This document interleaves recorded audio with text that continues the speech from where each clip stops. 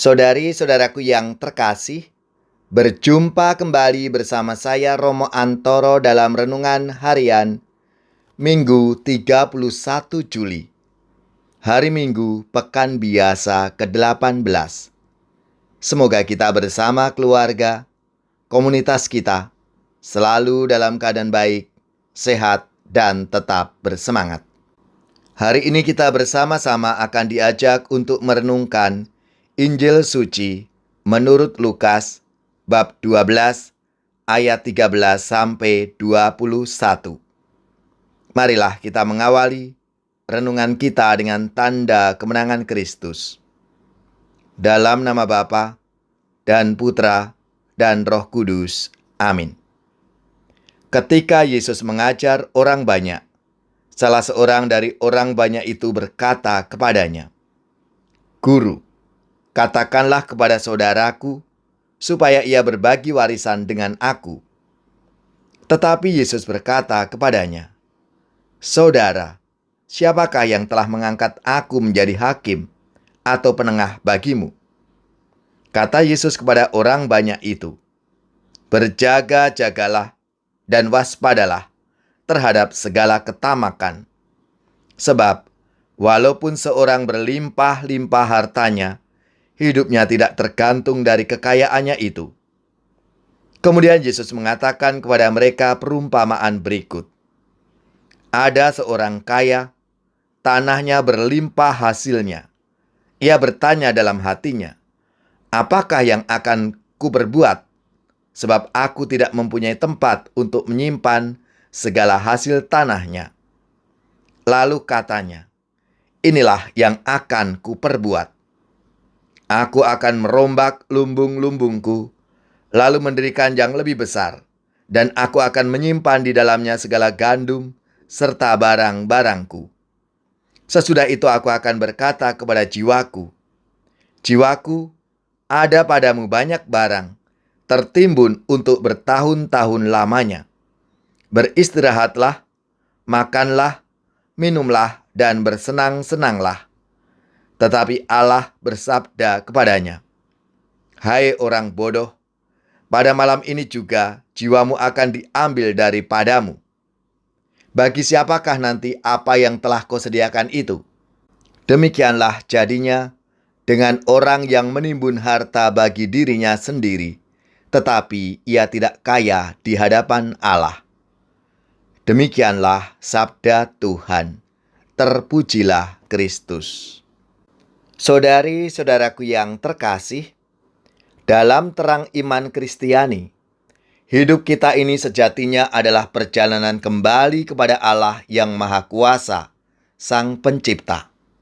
Namun, pada kenyataannya, perjalanan ini tidaklah mudah dan mesti ditempuh lewat pertempuran rohani yang sengit, melawan godaan-godaan dan semangat jahat yang membuat kita melupakan dan menolak Allah.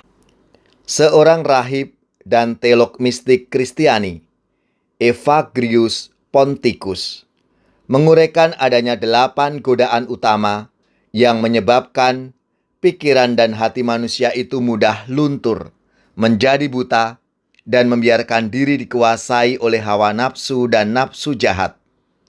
2 godaan pertama berkaitan dengan kelekatan pada tubuh, yaitu kerakusan dan nafsu birahi.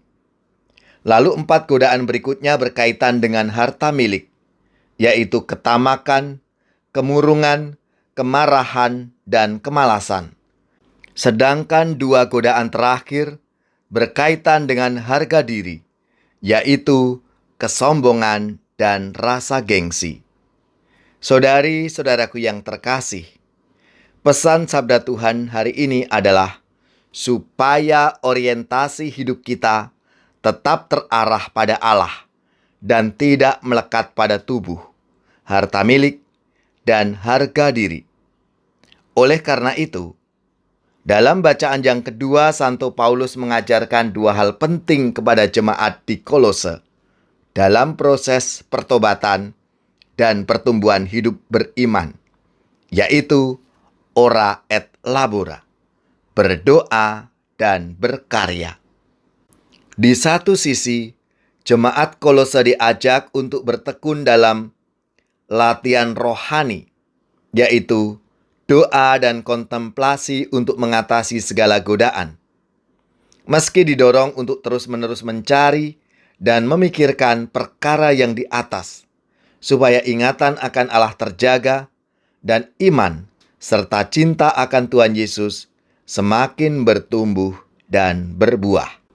Di sisi lain, kehidupan doa mesti dipadukan dengan praksis hidup nyata, yaitu melalui mati raga, kerja tekun, dan perbuatan-perbuatan kasih demi membangun kesejahteraan hidup bersama. Saudari-saudaraku yang terkasih, melalui sabda Tuhan hari ini, kita diingatkan bahwa bila budi dan hati kita ini dikuasai oleh kerakusan dan ketamakan, maka perlahan-lahan seluruh hidup kita pun akan berubah. Hidup yang semula bahagia, damai dan kreatif, pasti akan berubah menjadi penuh dengan kesedihan, kegelisahan, kelelahan, dan kemalasan. Oleh karena itu, marilah kita belajar untuk menjaga kedamaian dan kebebasan hati dan budi kita dengan bertekun dalam doa, mati raga, dan berbagi kasih dalam keluarga, komunitas, gereja, dan masyarakat. Ya Tuhan Allahku, satukan diriku di dalam Putramu dan kurban salibnya. Terimalah persembahanku, kesanggupan dan niatku mengikuti kehendak-Mu demi keluhuran-Mu. Ya Tuhan Allahku, satukan diriku di dalam Putramu dan kurban salibnya. Semoga saudara-saudari sekalian, keluarga-keluarga dan komunitas kita, orang-orang yang kita doakan, mereka yang sakit, yang menderita, seluruh tugas, belajar, pekerjaan, usaha, serta karya pelayanan kita, dibimbing, dilindungi dan diberkati oleh Allah yang Maha Kuasa, Bapa dan Putra dan Roh Kudus. Amin.